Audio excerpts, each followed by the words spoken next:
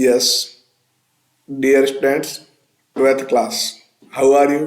Well, आज अपन अपने first book का लेसन आपके सामने लेकर आए हैं, पोइट्स एंड पेन की।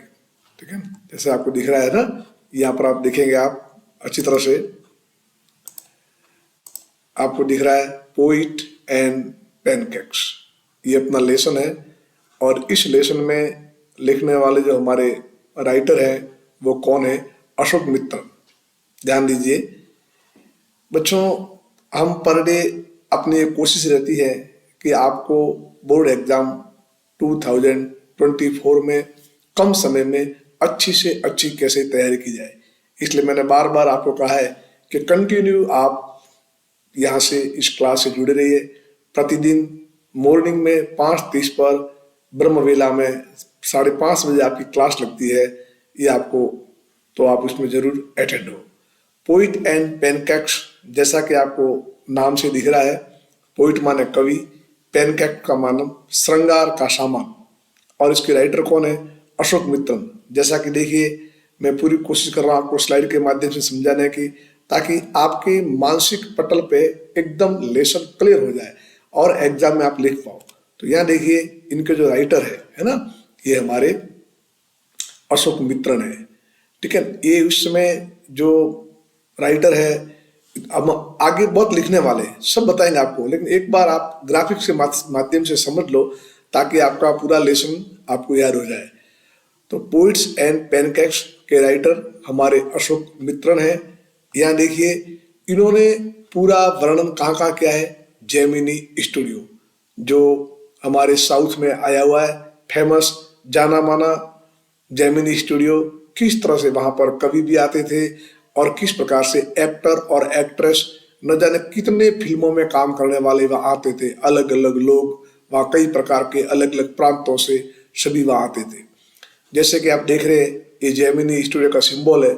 तो उस जेमिनी स्टूडियो में ये जो हमारे राइटर है अशोक मित्रन, वो भी वहां पर काम करते थे और उनका जो अनुभव हुआ अपने सेठ के साथ में, अपने बॉस के साथ में, वो यहाँ पर उन्होंने जिक्र किया है।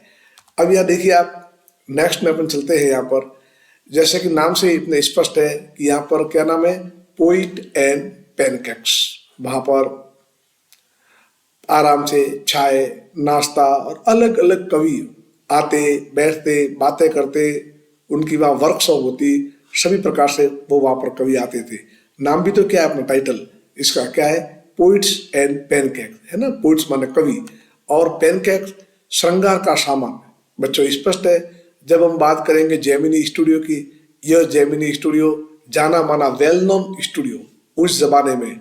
ठीक है, और ऐसी स्थिति में जो नाम आया हमारे पास में पेनकेक मेकअप। पेनकेक वह है, पेनकेक का मतलब श्रृंगार का सामान, मेकअप का सामान, जिसे तैयार होते हैं एक्टर एक्ट्रेस और जितने भी जो फिल्मों में काम करते हैं, वो स्टूडियो में काम करते हैं, उनको अपना रोल निभाने के लिए तैयार होना पड़ता है। और तैयार करने की जो सामग्री होती है, that's called pancake. Pancake makeup is a name for a cosmetic face powder. ठीक है, इसका क्या, किसका नाम है? कॉस्मेटिक फेस पाउडर का। That has been compressed into a cake and is applied as a makeup base with a damp sponge. समझे आप? यह जो हमारा एक क्या होता है? पाउडर होता है। इस पाउडर को कंप्रेस करके केक बनाया जाता है, इसलिए नाम क्या पड़ा इसका? पेनकेक। अभी तो बच्चों आप इसमें इतना ही समझो कि यह एक्टर एक्ट्रेस और जितने भी जो कैरेक्टर है फिल्म में काम करने वाले, उनको स्टूडियो में तैयार रहने के लिए जो उनका मेकअप किया जाता था, वो उस पेनकेक कहा जाता था। Pancake makeup is A type of thick heavy oil and wax based foundation का बना होता है। तो समझ गया आप। मुझे आपको दो ही समझाना था। इस पाठ का नाम क्या है? Poets and pancake. समझ गए? सीधी सी बात है। हम कहाँ जाएंगे? स्टूडियो में, जहां पर ये जो राइटर है वो अशोक मित्रन, वहां भी पहले काम करते थे। तो वहां पूरे स्टूडियो में कवि भी थे बहुत सारे और नायक और नायिका भी थी। तो इसलिए इसका नाम पड़ा है क्या? Poets and pancake. आप लास्ट तक पूरा लेसन अटेंड करें, पूरी क्लास लें। केवल 1 मिनट 2 मिनट 5 मिनट देखने से कुछ नहीं, पूरा पाठ क्लियर हो जाएगा, स्पष्ट आराम से आप समझ पाओगे। और मैं आपको यकीन दिलाता हूं कि आप ये लेसन देखने के बाद में प्रश्न उत्तर आप आराम से लिख पाओगे, कोई आपकी प्रॉब्लम आने वाली नहीं है। पूरी डिटेलिंग में करवाएंगे। तो पहले तो मैं आपको ग्राफिक्स के माध्यम से समझाता हूँ।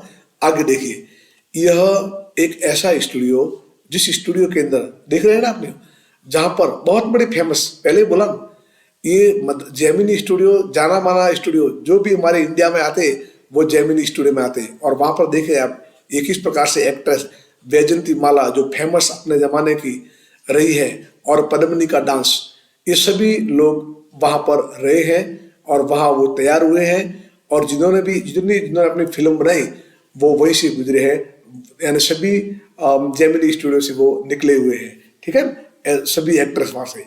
एक देखिए, जब आप देखोगे ना, या ध्यान दें, जब इस आपको पाठ को पढ़ोगे तो आपको मालूम पड़ेगा अलग अलग लोग हैं। तो वहां पर एक देखा था, एक वहां देखा मैंने, एक लॉयर, वकील, पूरी टीम है, अलग अलग प्रांत से आए हुए लोग, अलग अलग प्रकार के, अलग अलग नेचर के लोग आए हैं। उसी में एक लॉयर है, उसमें एक वकील है। ठीक है ना, जो स्टूडियो की टीम में कौन है, वकील है। यह वकील है ना, उसकी किसी से बनती नहीं है। और सभी अदर्स वकील को छोड़ के जितने भी जो एम्प्लॉय है, जो काम करने वाले हैं जेमिनी स्टूडियो में, वो उसे नफरत करते हैं। या देखिए ना, इस वकील ने क्या किया, एक जैसा लिखा ना, young actress from country side, वो एक गांव के देहात से आई थी, वो बड़ी तुक मिजाज की थी, बोलने में बड़ी फास्ट थी। ऐसी स्थिति में लॉयर ने उसको एक बार उसकी रिकॉर्डिंग कर दी।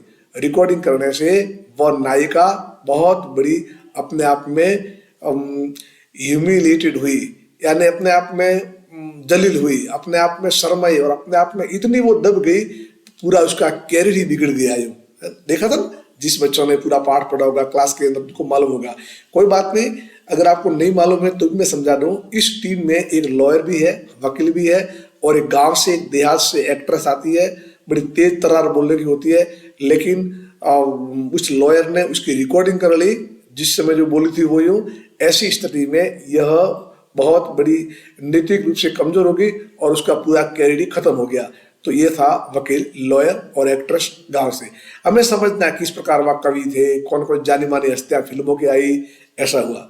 आगे देखिए आप, यहाँ देखिए, ये जो आपके है ना, पहले फोटो आपके सामने आ गया, ये अपने अशोक मित्रन है, राइटर है। और उनका काम क्या था, अभी बता रहे आपको, कटिंग करना, काउंटर पे बैठ कर कटिंग करना। आप समझो, आप एक बार मोटा मोटा समझ लो, फिर सब लिखवाओ डिटेल से। ठीक है। और ये जो अभी यहाँ जो मैं लेसर लाइट कर रहा हूँ, ये कौन है, ध्यान दीजिए। इस स्टूडियो के अंदर ये तो हमारा राइटर हो गए, अशोक मित्रन। ये जो है ना, चेहरा आपको दिख रहा है यहाँ पर, ये है जो बॉस के बाद अगर 2 नंबर में कोई था तो वो कौन था, सुब्बू। ये सुब्बू बहुत बड़ा इंटेलिजेंट, प्रतिभावान, ऑलराउंडर आदमी था। इसमें एक और पात्र आता है, ऑफिस बॉय। ऑफिस बॉय है, वो भी स्टूडियो में आता है कुछ बनने के सपने लेकर के, लेकिन बन नहीं पाता है। लेकिन यह पढ़ा लिखा भी नहीं है सुब्बू। और पूरे स्टूडियो में फर्स्ट पे कौन चलते हैं, बॉस उनके। और बॉस के बाद अगर नंबर लगता है तो इनका, सुब्बू का नंबर लगता है। कोई भी वहाँ क्या करना, कैसे करना, सभी वो वहां पर बताते हैं। ठीक है, ये कैरेक्टर है इनके, आपको याद रखना है, पूछेंगे आगे आपको। अब देखिए, यहाँ बहुत सारे कवि भी आए हैं, राइटर भी आए हैं। जैसे कि नाम लिखा है स्टेफन हेरोल्ड स्पेंडर। देखो लिखा, द पोइट फ्रॉम इंग्लैंड। मैंने पहले बोला, इस हमारे जेमिनी स्टूडियो में जो भी लोग आते, जानी मानी सेलिब्रिटी होती न, वो वहीं आती। इतना फेमस था। अब आप ये अंदाज लगा सकते हो कि कितना फेमस होगा। The poet from England who visited Gemini Studio, उन्होंने जेमिनी स्टूडियो में आए थे।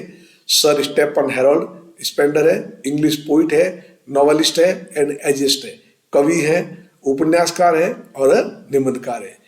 ही concentrated on themes of social injustice and the class struggle in his work. ये उनका है, बहुत जाने माने हैं। तो वो भी वहां पर आए थे और लोग पहचान नहीं पाए। हम इसमें आगे पढ़ेंगे और अपन चलेंगे। तो ये तो मैंने एक बार छोटी मोटी झलक बताई आपको ये कि वास्तव में क्या है। अब अपन प्रश्न उत्तर में चलते हैं। तो आप तैयार हो जाओ समझने के लिए। हमारी बोर्ड की एग्जाम बहुत नजदीक आ रही है और मैं समझदार हूँ, आपको समझा रहा हूँ, आपको समझ में आता होगा। अगर आप ध्यान से समझेंगे तो समझ में आ जाएंगे। चलिए फर्स्ट में यहाँ ले चलता हूँ आपको। क्या लिखा मैंने, पोइट एंड पैनकेक इंट्रोडक्शन। ये तो मैंने मोटा मोटा आपको समझाया। अब आप देख लीजिए, पोइट एंड पैनकेक है, इसका इंट्रोडक्शन अब आपको मैं परिचय देता हूँ, क्या है? The lesson is taken from the book my years with the boss. चलिए, यह लेसन कहां से लिया गया है? इस बुक में से। क्या नाम है बुक का? माई ईयर्स विथ द बॉस, मेरे बॉस के साथ में वर्ष, रिटर्न बाई अशोक मित्रन, जैसे आपको आगे फोटो बताया है ना। इन दिस एक्सेप्ट, इस अंश में ही टॉक्स, माने ये राइटर इसके अशोक मित्रन बात करते हैं अबाउट द एलिमेंट्स, तत्व, दैट केप्ट, जो रखे थे जेमिनी स्टूडियो को रनिंग। ये उन तत्वों की बात करते हैं जिन्होंने जेमिनी स्टूडियो को चालू रखा था।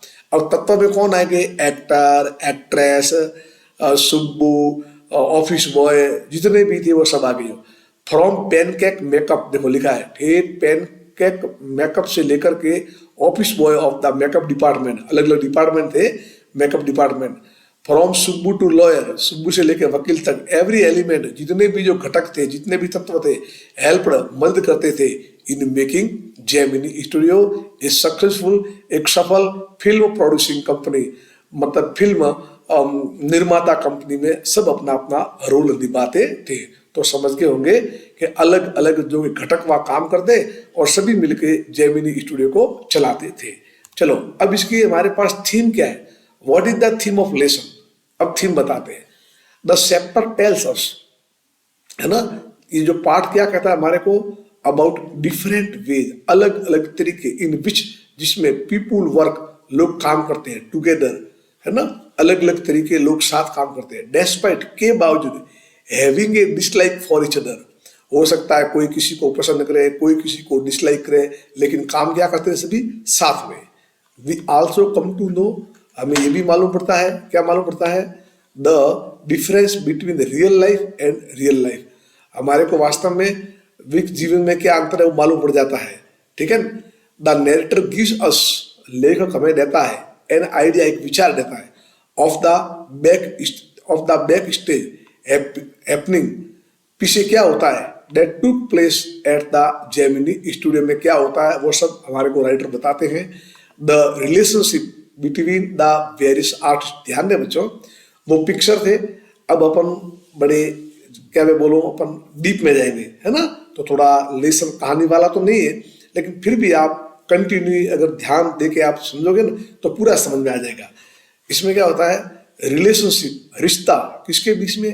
वेरियस आर्टिस्ट, अलग अलग कलाकार।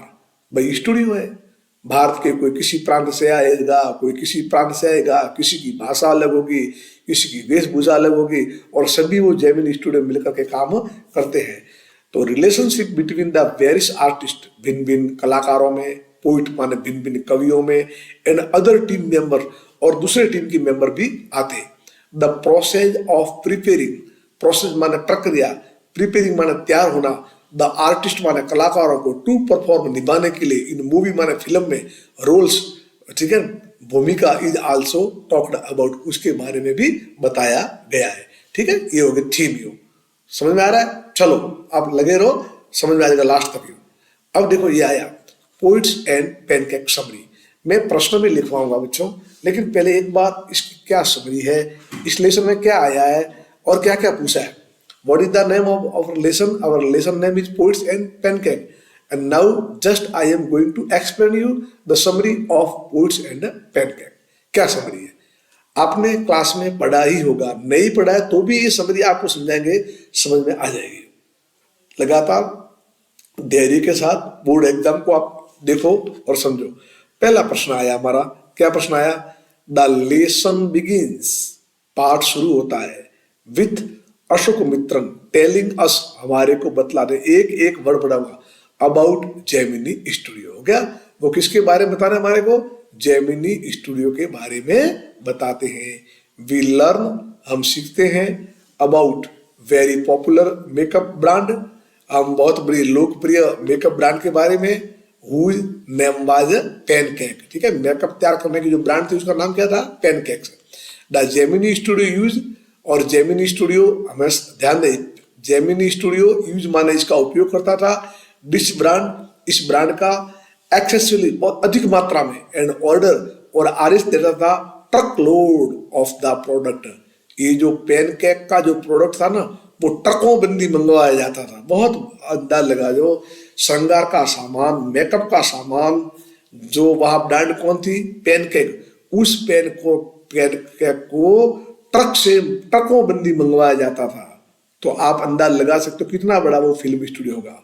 आफ्टर दैट, उसके बाद में, पहली बात तो उसने पूरा बताया पैनकेक के बारे में, इसके बाद ही गोज, कौन, अशोक मित्रन कहते हैं, on to tell the readers, ले पाठक को, अबाउट द ट्रबल, समस्याएं the actor and actress face. फिर नायक और नायिका के कौन कौन सी समस्याओं का वो सामना करते हैं वो बताया गया। तो पहले तो क्या बताया उन्होंने, पैनकेक के बारे में, बाद में फिर एक्टर और एक्ट्रेस के चेहरे के साथ में क्या समस्या आती है वो। यूं समरी लंबी है, समझेंगे आप। यूं देखो, वी लर्न, हमें मालूम पड़ता है, अबाउट द मेनी लाइट्स। ध्यान दे बच्चों, फिल्म में जब काम करते हैं तो वहां पर बहुत सारी क्या पड़ती है, लाइट पड़ती है उनके चेहरे पर। यूं तब लिखा है वी लर्न, हम सीखते हैं, अबाउट द मेनी लाइट्स, बहुत सारा प्रकाश, ग्लेरिंग, चमकता है, इन देयर फेसेस, उनके चेहरों के ऊपर बहुत सारा प्रकाश चमकता है। When they are getting ready, जब तैयार होते हैं, इन द मेकअप रूम में।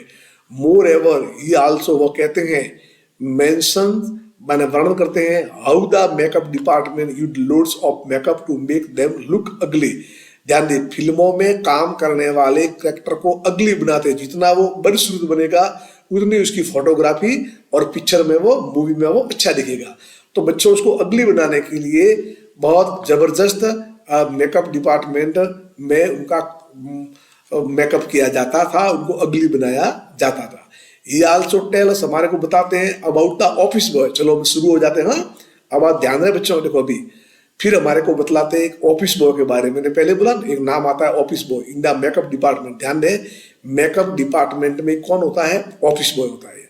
ही हैज जॉब, उसका काम क्या है, टू स्लैप माने पुताई करना, पेंट माने कलर की, ड्यूरिंग, दौरान, वो भी कब, एक्टर और एक्ट्रेस के नहीं हो, क्राउड शूटिंग, भीड़ की मान लो शूटिंग करनी है, तो भीड़ में तो कितने होंगे, 10, 50, 500, अब मान लो उनकी शूटिंग करनी है, तो उसका एक ही काम है, वो स्लैपिंग करेगा, कलर करेगा उनके, समझ रहे हो ना। वो किसका काम है, ऑफिस बॉय का काम है। On the faces of player, जो भूमिका निभाने वाले हैं ना, उनके चेहरे के ऊपर वो हमेशा कलर को पोतता है, वो इस ऑफिस बॉय का काम है। नेक्स्ट आया, चलते रहो, सभी चलते हमारे फर्दर, और भी वी लर्न, हम सीखते। ये अगर बच्चों समरी समझ लो ना, तो सब प्रश्नों का सार आ गया। हम क्या करते हैं, प्रश्न देखें, अरे प्रश्न बने कहां से, इस समरी में तो प्रश्न बने, पढ़ो ना, समझो ना। आपको मैं समझा रहा हूं, मैंने आपको सीधी पीडीएफ तो दी नहीं है, एक एक लाइन समझा रहा हूं। अगर आप समझ रहे होंगे, हमारे काफी बच्चे समझ रहे हैं, ठीक है। फर्दर माने और भी, वी लर्न, हम सीखते। That the author is a poet, लो, ये जो अशोक मित्रन कवि है ना, वो क्या है, कवि है। हु जॉइन, वो शामिल होते हैं द स्टूडियो में, टू बिकम, देखो यह ध्यान दें, वी लर्न, ऑथर नहीं है, सॉरी, ये अदर है। अब वो तो आया एक, देखो यार, पिछली बार कौन आया, वो आया ऑफिस बॉय, हमें मालूम पड़ता है ये अदर है। एक दूसरा व्यक्ति भी आता है, वो कवि भी है, और वो आया स्टूडियो के अंदर, क्या बनने के लिए आया, टू बिकम। या ध्यान दें, देखो ब्रह्म में नहीं पढ़े, जो ऑफिस बॉय है ना, वो क्यों आया था यहाँ पर, यूं बिकम एन एक्टर, एक एक्टर बनने के लिए आया था, स्क्रीन राइटर बनने के लिए आया था, डायरेक्टर बनने के लिए आया था, और वहां पर कौन, संगीतकार बनने के लिए आया था। जो ऑफिस बॉय यहाँ पर आया था, अब अभी काम क्या है उसका, अभी तो काम भीड़ वाले पात्रों पर कलर करना। और क्या अरमान लेके आया था वहां पर, यूं कि मैं एक्टर बनूंगा, मैं स्क्रीन राइटर बनूंगा, मैं डायरेक्टर बनूंगा, मैं लिरिसिस्ट बनूंगा। He has a cubicle to work where he had to collect newspaper cutting, the office boy always came. अब यहाँ देखिए, थोड़ा अपने भर में पड़ गए, स्पष्ट वापस कर दूं। हमें यह मालूम पड़ता है लेखक की वहां पर ये लेकर के वो वहां पर आए थे, लेखक की बात कही है, और उनको कैसा काम करना पड़ता है, he has a cubicle to work, उनके पास में कमरा था, किनके पास, राइटर के पास में, उस पर में वो काम करते थे। Where he had to collect, ध्यान दे, प्रश्न पूछ सकते हैं, ठीक है। राइटर है जो अशोक मित्रन, जब उस जेमिनी स्टूडियो में काम करते थे, उनका काम क्या था, उनका काम था न्यूज़पेपर की कटिंगों को इकट्ठा करना। Office boy always came in with his complaint to the author. और जो ऑफिस बॉय जिसका काम था भीड़ वाले प्लेयर के ऊपर स्लैपिंग करना, वो बार बार शिकायत लेकर के लेखक के पास आता है। द ऑथर थिंक्स, ठीक है, लेखक सोचता है दैट कि Subbu is one who trouble him. देखें, यहाँ ऑथर से मतलब है ऑफिस बॉय, है ना, ऑथर नहीं, यहाँ पर ऑफिस बॉय। ऑफिस बॉय क्या सोचता है कि मेरे बीच में समस्या कौन है, सुब्बू है। एज सुब्बू इज ए ब्राह्मण the author think he has an upper head. ठीक है, इसकी एंट्री होती है। आगे चलिए अपनी, यहाँ देखिए, वी सी, हम देखते हैं, चलते रहो, that Subbu is a resourceful man with A loyalty, एक वफादार आदमी है। चलते रहो आप, दैट सेट्स हिम अपार्ट, दूर रखता है। Subbu is the perfect one of film and film making is impossible without him. ध्यान दें बच्चों, अभी तक आप एक पात्र आपके पास में आया ऑफिस बॉय, उसका काम क्या है, उसका काम हमेशा है भीड़ वाले पात्रों को रंगना। और एक जो आपके पास पात्र आया है ना, वो कौन आया है, सुब्बू आया। सुब्बू बड़ा समझदार है, होशियार है, इंटेलिजेंट है, परफेक्ट है, फिल्म के अंदर यूं इम्पॉसिबल को हल कर देता है। Everyone love Subbu. देखो, हर एक जो इस जेमिनी स्टूडियो में जितने भी जो काम करने वाले हैं ना, वो सब प्यार करते हैं सुब्बू को, क्योंकि फॉर बीइंग फ्रेंडली। सुब्बू अपने आप में कैसा है, फ्रेंडली है। मैंने आपको फोटो बताया था ना, फ्रेंडली है। एंड हॉस्पिटेबल, जो आता है उसके आवभगत करता है। एलोंग विथ मैनी अदर्स, दूसरों के साथ में। Subbu also does poetry. लो, ये भी थोड़ा कवि है। ही वर्क्स, वो काम करता है, फॉर द स्टोरी डिपार्टमेंट। चलो, है ना, ये वो हमारा ऑफिस बॉय है ना, वो कौन से डिपार्टमेंट में था, मेकअप डिपार्टमेंट में। और ये कौन से डिपार्टमेंट में है, स्टोरी डिपार्टमेंट में। अलग अलग डिपार्टमेंट होते हैं। That also has a lawyer, और उसी डिपार्टमेंट में एक वकील भी है। मैंने बोला ना किस प्रकार से गांव से आई थी एक्ट्रेस और उसकी रिकॉर्डिंग उसने कर दी, वो लॉयर था, वकील था। और वकील को किसी के साथ बनती नहीं थी। हाउएवर, किसी प्रकार से people consider him to be the exact opposite of legal consultant, कि भाई ये जो लीगल, जो कानूनी कार्य होते हैं ना, वो काम देखता रहा है। Moreover he is a logical man, ठीक है, with a neutral minded in a group where there are only dreamers. तो उसकी किसके साथ बनती इतनी नहीं थी, वकील की।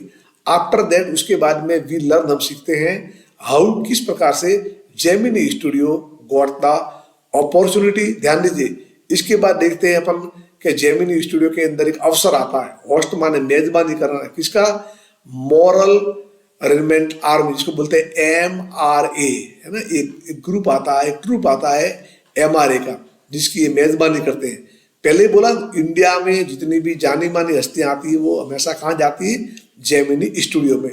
तो यहाँ पर एक वहां पर आता है जेमिनी स्टूडियो में मॉरल रिमेम्बरमेंट आर्मी, वो वहां पर जाती है। उसकी ये जेमिनी स्टूडियो क्या करती है, मेजबानी करती है। They are a group. अब ध्यान दें बच्चों, MRA क्या है, वो एक ग्रुप है, किसका, ऑफ इंटरनेशनल परफॉर्मर, अंतरराष्ट्रीय performer.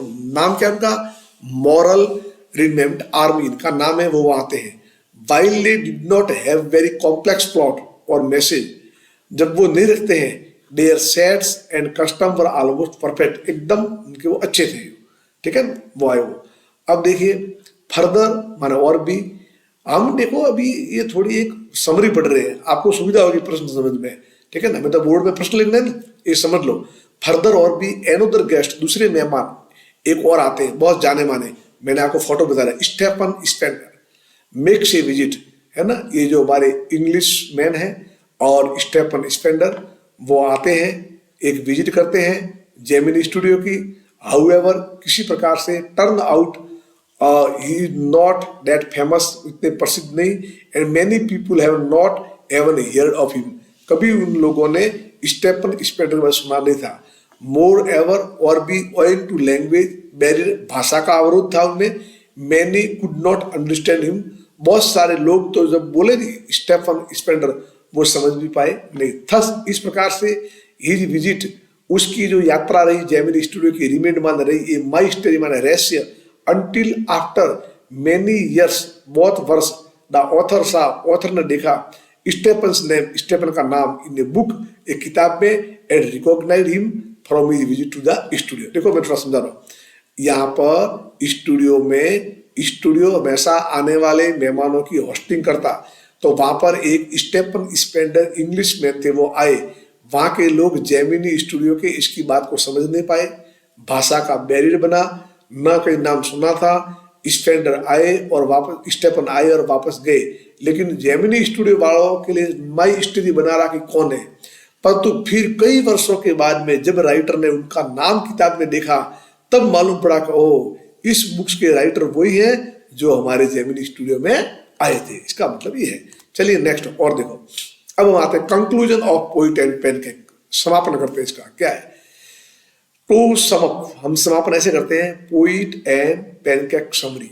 We learn about the film industry, बस किसके बारे में सीखते हैं अपन, फिल्म उद्योग के बारे में सीखते हैं, डिटेल माना विस्तार से, एंड द इनसाइड और अंदर, फंक्शनिंग माना काम होते हैं, as well as when independent India was in it infancy, जब, ठीक है ना, जब हमारे स्वतंत्र भारत में किस तरह से फिल्म उद्योग क्या, वो सब इसमें बताया गया है पूरा। यानी पूरा conclusion of poets and pancake में पूरा जो जेमिनी स्टूडियो का बताया गया है और किस तरह से हमारे इंडिया के अंदर फिल्म इंडस्ट्री थी, वो अपने को बताया गया। आइए अब अपन करते हैं प्रश्न शुरू। तो ये अपने थोड़ा हमने आपको यहाँ समझाने के लिए अलग अलग अभी आप 15-20 मिनट से बताया, पिक्चर बताई आपको, वो बताया है ना, समझ रहे हो ना। अब तो मैं समझता हूँ आपके दिमाग में तो थोड़ा बहुत तो आया होगा। ये पाठ का नाम क्या है, पोइट्स एंड पैनकेक। तो कहाँ का वर्णन है, जेमिनी स्टूडियो का। जेमिनी स्टूडियो में कवि भी आते हैं, और पैनकेक का मतलब वो एक ब्रांड है जिनसे उनका श्रृंगार किया जाता है, ठीक है। अलग अलग प्रांतों के, अलग अलग भाषा के लोग आते हैं। अब आप प्रश्न समझ लो, सब आपके क्लियर हो जाएंगे, ठीक है। नंबर 2, चालू करने से पहले और बोल दूं मैं यूं, प्रश्न जाने से पहले अब ध्यान दीजिए, राइटर कौन है, अशोक मित्रन। ऑफिस बॉय 1 किस डिपार्टमेंट में है वो बताओ, मेकअप डिपार्टमेंट में। नंबर 2 है ना, मेकअप डिपार्टमेंट में। और नंबर 2 जो हमारा स्टोरी डिपार्टमेंट में, उसमें कौन है, उसमें आपने देखा हो तो एक वकील भी है जिसका स्वभाव सही नहीं है, अलग अलग ड्रेस पहनता है, जो बाकी खादी पहनते, ये खादी पहनता नहीं, आगे पर लिखेंगे। और इस तरह से यह लेसन आगे चलता है हर एक कैरेक्टर को। और जो अपने है ना ऑफिस बॉय, वास्तव में वो ऑफिस बॉय नहीं है, उम्र में तो 46 साल का है, लेकिन पोस्ट है वहां की ऑफिस बॉय, इसको ऑफिस बॉय कहते हैं। और वो जिस अरमान लेके आया था वो उसको मिलता नहीं है, पढ़ा लिखा था, लेकिन न तो वो डायरेक्टर बन पाया, न स्क्रीन राइटर बन पाया, न संगीतकार बन पाया। और दूसरी तरफ एक बिल्कुल बहुत कम पढ़ा लिखा व्यक्ति, नाम है सुब्बू, और जब सुब्बू वहां पर आता है तो वह जेमिनी स्टूडियो में 2 नंबर का, यानी फर्स्ट में तो बॉस है इनके सेठ, और बाद में उनका नंबर लगता है। बड़ा इंटेलिजेंट है, कोई भी समस्या को हल कर सकता है। आइए प्रश्न में आपके क्लियर हो जाएंगे, आराम से समझो, और हो सके तो आप लिख देना। पहला प्रश्न देखो आया, ऑब्जेक्टिव टाइप क्वेश्चन में आपको 4-5 बता देता हूं, इसके बाद में शॉर्ट सब समझाएंगे, एक एक प्रश्न को 1 by 1 समझाऊंगा। देखिए आप, number 1, when did MRA visit Madras. MRA देखो बोला था ना, जेमिनी। अब मैं पूरा देखो, यहां अगर आप बच्चों समझ गए ना, मैं तो ये कह रहा हूं आज तक आपने अगर पाठ नहीं पढ़ा है, फिर भी कहता हूं अगर आप ये क्लास ज्वाइन करते हो तो आप इसमें नंबर लाओगे। वैन माने कब, एमआरए विजिट मद्रास। अभी मैंने समरी में बोला था, यहां से बाहर से टूर आया था, इसकी मेजबानी की थी जेमिनी स्टूडियो ने। एमआरए आया था, कब आया था मद्रास के अंदर, तो 1952 में आया था। कब आया था, 1952 में, 1952 में, याद करना। अगला प्रश्न हमारा आता है, how does the author come to know. लेखक को कैसे मालूम पड़ता है डेट की English author was Stephen Spender, है ना। अब जिस बच्चों ने समरी पढ़ते समय ध्यान रखा होगा तो मालूम पड़ा होगा, वहां पर एक इंग्लिश मैन आए थे, उनका नाम क्या था, स्टेफन स्पेंडर। आए, बोले, वहां के लोग समझ नहीं पाए, वो वापस भी गए, और ये माई स्टोरी माने रहस्य बना रहा कौन आए थे। लेकिन कई वर्षों के बाद में जब राइटर को क्या मिली थी तब मालूम का, फ्रॉम ए पेंटिंग, गलत, newspaper, no, television, no, from a book the god that fail. एक पुस्तक उन्होंने देखी थी, नाम क्या था? The god that fail. तब मालूम पड़ा इस पुस्तक को लिखने वाले कौन है, वही जो हमारे जेमिनी स्टूडियो में आए थे, स्टेफन स्पेंडर।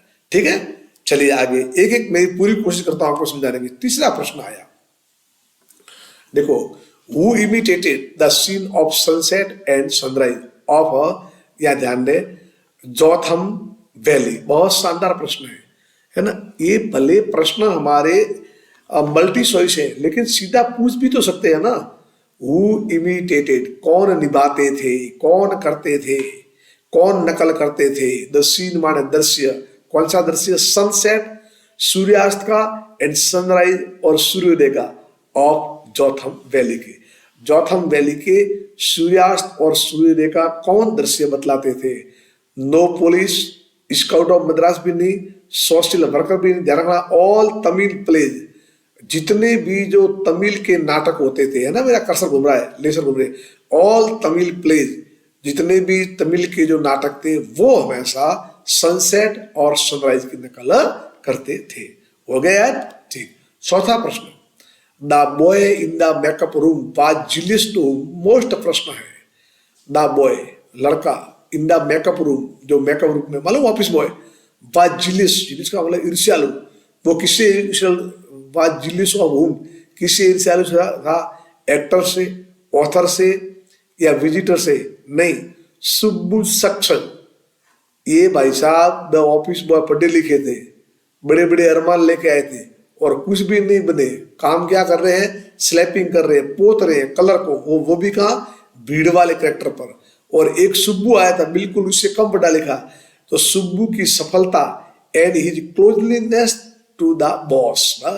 सुब्बू में बच्चों दो खासियत है, एक तो सफल है ही, एक तो उसकी सफलता, और वह हमेशा वहां का जो बॉस था उसके हमेशा नजदीक रहते थे। इसी कारण से भाई साहब ऑफिस बॉय को उससे हमेशा नफरत होती थी। Yes, next, who was the Englishman? अब आप बोल लोगे इंग्लिशमैन कौन था? सलमान रश्दी? नहीं। DS Lawrence? नहीं। George Orwell? नहीं। Stephen Spender, editor of a British periodical the Encounter, जो पीरियोडिकल है उसका लेखक था, संपादक स्टेफन स्पेंडर। याद रखना, वो आया था। अगला प्रश्न आता है 6, हु वाज ग्रेटा गार्बो? नाम आया है, तो कौन थी बच्चों? जर्मन एक्ट्रेस नहीं थी, फ्रेंच की एक्ट्रेस नहीं थी, बंगाली की एक्ट्रेस नहीं, ये होती है a Swedish actress and Oscar winner. Oscar winner की कौन थी? स्वीडिश एक्ट्रेस थी। हो जाएगा यार, लिख दोगे? ठीक, चलो आगे नेक्स्ट पे बढ़ते हैं। When was Gemini studio setup? Gemini studio की कब स्थापना की गई थी बच्चों? 1946 में, 1940 में जेमिनी स्टूडियो की स्थापना की गई थी, याद रखना। नेक्स्ट चलते हैं, व्हाट थिंग अट्रैक्टेड? ऐसी कौन सी वस्तुएं थी जो हमेशा आकर्षित करती थी द ऑडियंस माने श्रोताओं को, इन द प्लेज माने नाटक के समय, स्टेज बाई मंच पर नाटक के समय श्रोताओं को आकर्षित करती थी। कौन थी और कौन प्ले कौन करते थे? एमआरए वाले जब भी प्ले करते तो श्रोताओं को कौन सी चीज आकर्षित करती? Their jewellery, their makeup, their dialogue? नहीं, देयर सेट्स एंड कस्टम। याद रखना, जो भी शूटिंग लेने वाले सेट है, कस्टम है, सामान है, वो हमेशा उनको आकर्षित करती थी। आए समझ में? चलिए अगला प्रश्न आते हैं, और अब हमारे प्रश्न आ जाते हैं अपन बिल्कुल क्या है, शॉर्ट आंसर टाइप क्वेश्चन यहां अपनाते हैं। चलो ये पहला प्रश्न आया हमारा, प्रश्न समझो। हमारे बच्चे प्रश्न समझ नहीं पाते हैं, आपसे प्रश्न what does the writer mean, बहुत। अब ये बच्चों, अब मैं जो प्रश्न बोल रहा हूँ, एक एक प्रश्न इंपोर्टेंट है, सभी प्रश्न इंपोर्टेंट है। लिखो, आप प्रश्न लिखो, what does the writer mean, लेखक का क्या मतलब है ना? समझो आप क्या लिखा है।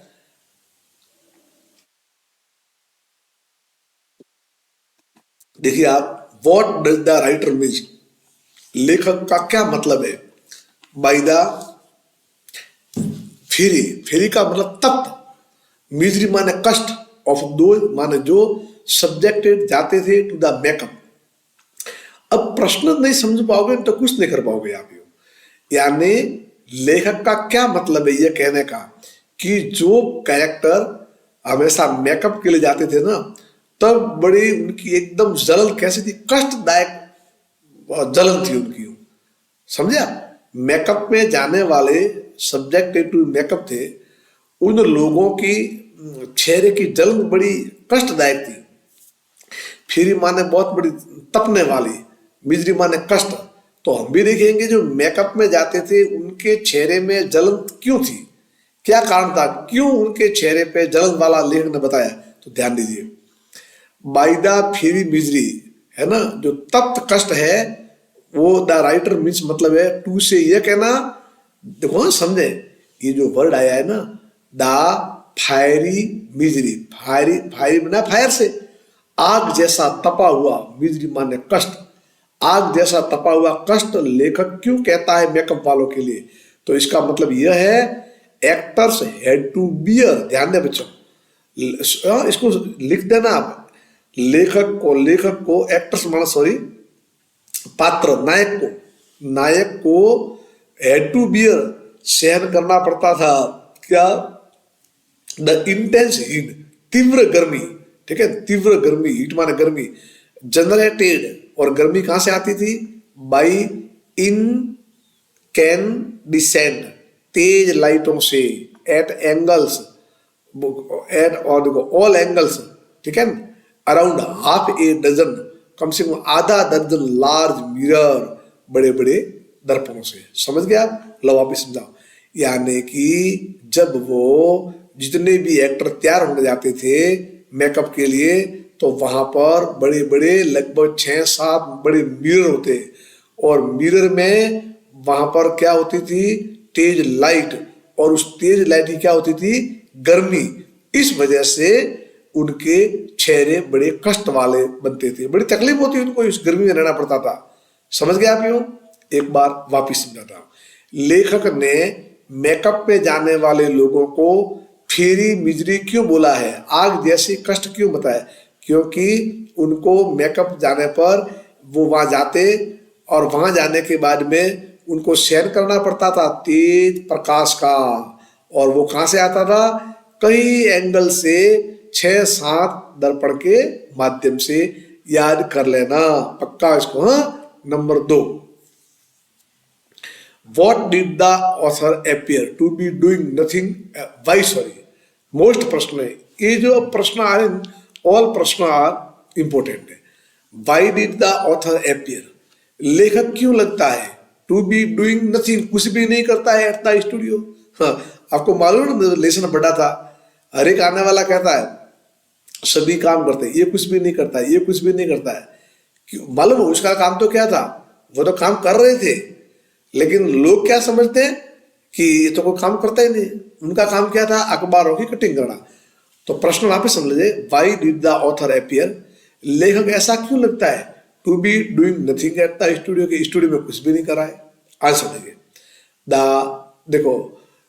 देखो द ऑथर, हाँ या लिखेंगे द ऑथर, या लिखेंगे मैं द लिखा है, द ऑथर, लेखक हैड टू कलेक्ट, लेखक को इकट्ठा करना पड़ता था क्या, इंपोर्टेंट कटिंग, महत्वपूर्ण कटिंग करनी, कटिंग समझते ना, जैसे अखबार में से कट करना, कटिंग, तो उसको महत्वपूर्ण कटिंग लेनी पड़ती थी, इकट्ठी करनी पड़ती थी। कहां से लेनी पड़ती थी, फ्रॉम द न्यूज़पेपर, न्यूज़पेपर में जो इंपोर्टेंट कटिंग आती थी वो काट के उनको लेनी पड़ती थी, ये उनका काम था। आपको साथ में ये भी पूछ सकते हैं, ये भी पूछ कि व्हाट वाज द रोल या what was the job of a author in Gemini studio. तो बेटा लिखना, the role the job of author in Gemini studio was cutting, was क्या थी, was to collect important cutting of the newspaper. So he sat, इसलिए कहां बैठता वो, his desk, अपनी एक डेस्क के ऊपर बैठ जाता, टीयरिंग माना फाड़ता, up newspaper day in day out, पूरे दिन वही काम करता, बस अखबार लाता, कटिंग लेता। सो इसलिए द ऑल लुकर, देखने वाले, थॉट, सोचते कि that he was doing nothing, इसलिए कुछ भी कर रहा नहीं है। चलिए नेक्स्ट, तीसरा प्रश्न आया, why is the office boy frustrated, वो हताश क्यों था, वो निराश क्यों था। इट वाज आस्क्ड इन 2012 में, 2012 में इसको पूछा गया था। ये पूछ रहा है कि ऑफिस बॉय है ना, वो हमेशा हताश क्यों था, वो निराश क्यों था, क्या कारण था। तो जवाब लिखना है, देखो, हाँ, the office boy showed his anger on Subbu. हमेशा ऑफिस बॉय ने अपना क्रोध किस पे निकाला, सुब्बू पर। ही वॉज फ्रस्ट्रेटेड, वो देखो फ्रस्ट्रेटेड का मतलब होता है हताश निराश, वो हताश और निराश था, क्यों था, क्यों था, बिकॉज क्योंकि ही फेल्ट, वह समझता था सुब्बू वाज रेस्पॉन्सिबल फॉर, कि मैं पीछे क्यों हूं, इसका जिम्मेवार सुब्बू है, फॉर के लिए, डेप्रीविंग वंचित होना, हिम उसका ऑफ ही ड्यूटी, ठीक है, वह अपने कर्तव्य में वंचित रहने के लिए इसका जिम्मेवार कौन है, सुब्बू। अब मैं थोड़ा आपको समझा दूं, ध्यान दीजिए कैसे लिखोगे। वो ऑफिस बॉय क्यों हताश था, तो एक ही बात लिखनी है, ऑफिस बॉय वाज फ्रस्ट्रेटेड, हताश था, बिकॉज क्योंकि, क्यों हताश था, ही फेल्ड, वह समझता था कि Subbu was responsible for depriving him of his duty. बस वो ये कहता कि मेरे को मेरी ड्यूटी से वंचित करने वाला कौन है, सुब्बू, इसका जिम्मेवार सुब्बू है, मैं सफल क्यों नहीं हो पा रहा हूं, मैं आगे क्यों नहीं बढ़ रहा हूं, मेरा मान स्टूडियो में क्यों नहीं बढ़ रहा है, बस सब इसके लिए जिम्मेवार कौन है, सुब्बू। वापिस पढ़ लो, एक मेन लाइन ये आगे देखो, ही वाज फ्रस्ट्रेटेड, वो हताश था, बिकॉज क्योंकि, ही फेल्ट, वो अनुभव करता था, सुब्बू वाज रेस्पॉन्सिबल, इसका जिम्मेवार कौन है, सुब्बू है। यानी सुब्बू के ऑफिस बॉय कभी बनी भी नहीं, हमेशा वो नफरत करता, कौन, ऑफिस बॉय, किससे, सुब्बू से। चलिए अगला प्रश्न, चौथा, वाई वाज कोठा मंगलम सुब्बू कंसिडर्ड नंबर 2 इन जेमिनी स्टूडियो। चलो भाई, मोस्ट प्रश्न आ गया, जल्दी समझेंगे। कोठा मंगलम को सुब्बू, इसका पूरा नाम क्या है, ठीक है, कोठा मंगलम सुब्बू। हम जो सुब्बू सुब्बू कह रहे हैं ना, वो उसको जेमिनी स्टूडियो में 2 नंबर का क्यों, 2 नंबर समझते हो ना, 1 नंबर तो बॉस हो गया, वहां का मालिक, और 2 नंबर पे तो इतने वहां पर पोइट है और उस एक्टर है, एक्ट्रेस है, और उसमें कौन सा मानते हैं उसको, यूं 2 नंबर पे मानते हैं, तो क्यों, क्या कारण है। तो देखिए, Subbu was the number 2 at Gemini studio, क्यों, ही वाज ए मैन, वो एक आदमी था, of many sides genius, many side genius माने प्रतिभावान, वो चारों ओर से प्रतिभावान था। He was the right hand man, है ना, वो कैसा था, राइट हैंड मैन था, ऑफ द बॉस, उसका बॉस का दाहिना हाथ था, ये समझो, राइट हैंड। तो अंदाज लगा लो, इतना बड़ा स्टूडियो और वहां का बॉस और उसका राइट हैंड होना बहुत बड़ी बात है। ही was A self made man, अपने आप निर्णय लेता। ही टर्न्ड, उसने लगा दी थी, ऑल हिज एनर्जी, पूरी ऊर्जा, एंड क्रिएटिविटी, सृजनात्मकता, टू द एडवांटेज, लाभ में, ऑफ द बॉस, उसका एक ही उद्देश्य था, मेरे बॉस का, मेरे मालिक का हमेशा अच्छा हो। He was a good poet, और साथ में वो कवि थी, कविता। He wrote for the common people, उसने सामान्य लोगों के लिखा, इसलिए वो वहां पर माना जाता था 2 नंबर पे। चले आगे, नेक्स्ट प्रश्न आया हमारा 5वां, 2013 में पूछा, थक तो नहीं गया अभी। What made the lawyer stand out from the other at Gemini studio. वकील को हमेशा जेमिनी स्टूडियो से बाहर क्यों मानते थे, ऐसी कौन सी बात थी उसको हमेशा स्टैंड आउट करते थे कि ये हमारे साथ जमता नहीं है, क्या कारण है, ये सबसे अलग दिखता। मोस्ट प्रश्न है वो 2013 में आया था कि what made the lawyer stand out, ऐसी कौन सी बात है जो इस वकील को हमेशा अलग रखती है फ्रॉम द अदर, दूसरों से, एट जेमिनी स्टूडियो में, ऐसी कौन सी बात है। तो लिखेंगे, the lawyer did not follow the general dress code in the studio. पहली बात तो वकील जो स्टूडियो के अंदर एक जनरल कोड, ड्रेस कोड बना हुआ है, वो पालन करता नहीं है। दूसरा, every other member of the story department, आपको मालूम है नहीं लॉयर कौन से डिपार्टमेंट में था, वकील स्टोरी डिपार्टमेंट में। तो एवरी अदर मेंबर, कोई भी दूसरा सदस्य जो स्टोरी डिपार्टमेंट का है, वॉर माने पहनते थे खादी का यूनिफॉर्म, पोशाक, वेयर है, जबकि द लॉयर वॉर, और वो क्या पहनते थे, पैंट एंड टाई। बाकी के क्या था, खादी, और वकील साहब क्या पहनते थे, पैंट और टाई, एंड समटाइम कोट पहनते थे। और यही सब बातें, this made he stand out, stand STAND, stand out from the others at Gemini studio. चलिए नेक्स्ट प्रश्न हो रहे हैं ना, who was the English visitor to the studio. बोलो इंग्लिश विजिटर कौन था, बस वही आपको याद रखना, Stephen Spender, an English poet and editor of the Encounter was the visitor of the studio, यह था। हो जाएगा। चलिए 7वां प्रश्न। 7वां प्रश्न आ रहा है, what does the God That Failed refer to. यहाँ पर एक वाक्य आया, the God That Failed refer to, किन के लिए आया? इट वाज ए बुक, ये पुस्तक थी, डेट कंटेंट, जिसमें थे 6 एसेज, 6 लेख थे। यहाँ किताब का नाम है, 6 इसमें लेख थे, और किसके द्वारा लिखे हुए थे? बाय 6 डिफरेंट राइटर, 6 अलग अलग लेखकों के द्वारा इसमें लिखे गए थे। हु डेस्क्राइब देयर जर्नी, और सभी 6 लेखक वर्णन करते हैं उनका कहाँ का? इनटू कम्युनिज्म का वर्णन करते हैं। एंड देयर डिसइल्यूजन, उनका भ्रम, रिटर्न, और भ्रम वापस आ जाता है। यानी 6 लोग हैं, वो 6 वर्णन करते हैं, एक यात्रा करते हैं कम्युनिज्म की, और वो भ्रम से वापस आ जाते हैं।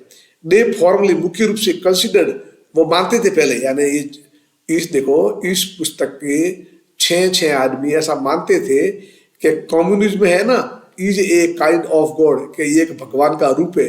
बट बिट नहीं हो, बट किंतु it failed in its mission, लेकिन वो इसके अभियान में असफल रहे, है ना। समझ रहे हो आप? धीरे धीरे आप अभ्यास करोगे। क्लास में बढ़ाता, स्कूल में बढ़ाता, और मैं आपको बोर्ड की तरीके से एक बार आपका सिलेबस कवर हो जाए आपके। ठीक है। अगला प्रश्न, 8वां प्रश्न देखिए, व्हाट वर्क, वो मेन प्रश्न है, did the office boy do in the Gemini studio. मैं थोड़ा जल्दी जल्दी समझा रहा हूँ, क्योंकि मैं पर डे को हमारे को एक लेसन करना है, बहुत काम है। अभी ग्रामर करवानी है आपको, राइटिंग वाला भाग लिखवाना है, कई काम करने हैं, पोइट्री, सब कोई छोड़ना अपने को नहीं है। व्हाट वर्क, कौन सा काम था जो ऑफिस बॉय को हमेशा जेमिनी स्टूडियो में करना पड़ता था? तो मालूम है क्या? उनको स्लैपिंग करना। In the Gemini studio his was to mix his paint, उसके पेंट को मिक्स करना, इन ए जेट वेसल, माने बड़े बर्तन में, एंड स्लैप माने पोतना, द क्राउड प्लेयर, क्राउड नहीं, क्राउड है, क्राउड प्लेयर, भीड़ वाले दर्शकों पर, पात्रों पर, ऑन द डेज, कब? When there was a crowd shooting, जब भीड़ की शूटिंग होती तो लिखना, सही कर देना इसको। Crowd, he was not exactly a boy, वो एक लड़का नहीं था, he was in early 40s, वो 40 साल का था। ऑफिस बॉय कहते हैं, लेकिन वास्तव में कितना था? वो 40 का, वो तो पोस्ट थी। आगे देखिए प्रश्न, अब आ रहा हमारा बहुत मोस्ट प्रश्न, सुब्बू इज डेस्क्राइब्ड माना वर्णन हो रहा। सुब्बू का वर्णन किया गया है as a many sides genius, बहुत प्रतिभावान के रूप में इसका वर्णन किया गया है। तो बताओ, list of his special abilities, इनकी खास कौन कौन सी खासियत है, कौन सी विशेषता है, उनका आप वर्णन करो। List of his special abilities, उनकी विशेष क्या थी? तो देखिए, याद कर लेना, आप लिख देना, क्या सुब्बू में खासियत थी? कोठा बंगला सुब्बू में क्या खासियत थी? He was trailer made for film, वो फिल्मों के ट्रेलर बनाता। He was always ready with solution to every problem, वो हमेशा तैयार था किसी भी समस्या के हल के लिए। He was also a poet, एक कवि भी था। और ही हैड जीनियस, एक प्रतिभा थी। लव, प्यार करते थे। For any one he cam across, जो भी उनके पास से जो व्यक्ति आया वो हमेशा उनसे प्रेमी करते थे। ऐसे व्यक्ति थे सुब्बू के अंदर। तीनों पॉइंट याद कर देना। अब हम बढ़ते आगे प्रश्न, ये लास्ट हमारा प्रश्न है, और इसके बाद अपना लेसन है वो एंड हो जाएगा। ठीक है, समझ रहे हो आप? यो ध्यान दीजिए, ये बोर्ड में प्रश्न पूछे गए हैं, आराम से समझ लो। What work did the office boy do in the Gemini Studio, क्या काम करता था? तो लिखना, ही, क्या लिखो? His work was to slap the crowd. Why did he join the studio, वो स्टूडियो में क्यों आया था? हाँ, सब आ जाएगा। वाई वाज ही डिसअपॉइंटेड, पहली बात तो उसका काम किया जेमिनी स्टूडियो में। नंबर 2, स्टूडियो में क्यों आया। Number 3, why was he disappointed, क्यों हताश हुआ। फिर अथवा पूछा है, एक ये भी पूछा है, describe the role of Subbu in Gemini studio, है ना, सुब्बू का क्या रोल था वो बताओ। और वाई वाज कोठा बंगला सुब्बू सो पॉपुलर, वो लोकप्रिय होगा, and important in Gemini studio, वो लोकप्रिय और इम्पोर्टेंट क्यों हो गया जेमिनी स्टूडियो में। यानी दोनों कैरेक्टर आपको पूछे, एक तरफ है ऑफिस बॉय, एक तरफ है सुब्बू, है ना। तो क्या आप उनको पूरा लिखेंगे? प्रश्न समझ में आ गया ना? चलिए, दोनों का वर्णन होगा। द ऑफिस वाज बॉय, हाँ, ऑफिस ने office boy, office the office boy was in fact not a boy. देखो लिख देना ऑफिस बॉय या बॉय। ऑफिस बॉय वास्तव में एक लड़का नहीं था। He was grown up person, वह बहुत बड़ा हुआ व्यक्ति था। He was in the early 40s, 40 साल का था। He had the join studio, हाँ देखो ध्यान रखना, प्रश्न पूछ सकते हैं, उसने स्टूडियो ज्वाइन किया था विद हाई होप, बड़ी ऊंची आशाओं के साथ में। किसने? ऑफिस बॉय ने। ही हैड एक्सपेक्टेड, उसने आशा की थी, to be a great star, बहुत बड़ा मैं स्टार बनूंगा, डायरेक्टर बनूंगा, टॉप स्क्रीन राइटर बनूंगा और एक लिरिक राइटर बनूंगा, संगीतकार। But all he could become, लेकिन वो सब बना तो क्या बना? एन इनसिग्निफिकेंट, अमहत्वपूर्ण मेकअप मैन, जिसका कोई रोल इतना बड़ा होता नहीं है, सामान्य व्यक्ति होता है वो, और इनसिग्निफिकेंट, जिसका महत्व नहीं, ऐसा मेकअप मैन बना। It was a very unsatisfying job, ये जो मेकअप वाला काम है ना, कैसा जॉब है? अनसेटिस्फाइंग जॉब है। एनोदर मैन, बस ये काम हो गया। दूसरा एक आदमी हु जॉइंड द स्टूडियो, एक स्टूडियो में आया, इन सिमिलर, समान डिफिकल्ट कंडीशन, कठिन हालत में। He was not as literate, माना साक्षर, वो इतना साक्षर नहीं था as the office boy was, जितना ऑफिस बॉय था। But he had reason to be number 2 in the studio, लेकिन स्टूडियो में 2 नंबर पे आ गया। ही वॉज कोठामंगलम, वह कौन था? Kothamangalam, Subbu. The office boy was very angry, office boy हमेशा नाराज होता। ही थॉट, वह सोचता, that Subbu was responsible, Subbu ही जिम्मेवार है, फॉर ऑल हिज वूज, माने दुख, एंड ट्रबल माने समस्या। कौन सोचता? Office boy. क्या सोचता? कि सुब्बू दुखों और समस्याओं का कारण है। Subbu was highly talented, Subbu बहुत बड़ा होशियार था। पर्सन, ही गेव डायरेक्शन, वो निर्देश देते, एंड डेफिनेशन, परिभाषा देते, टू जेमिनी स्टूडियो को ड्यूरिंग इट्स गोल्डन डेज, उसके स्वर्ण दिनों में। और ही वाज ए सक्सेसफुल एक्टर, एक बहुत बड़ा सफल एक्टर था। तो बच्चों, ये आज हमारा पाठ था, कौन सा?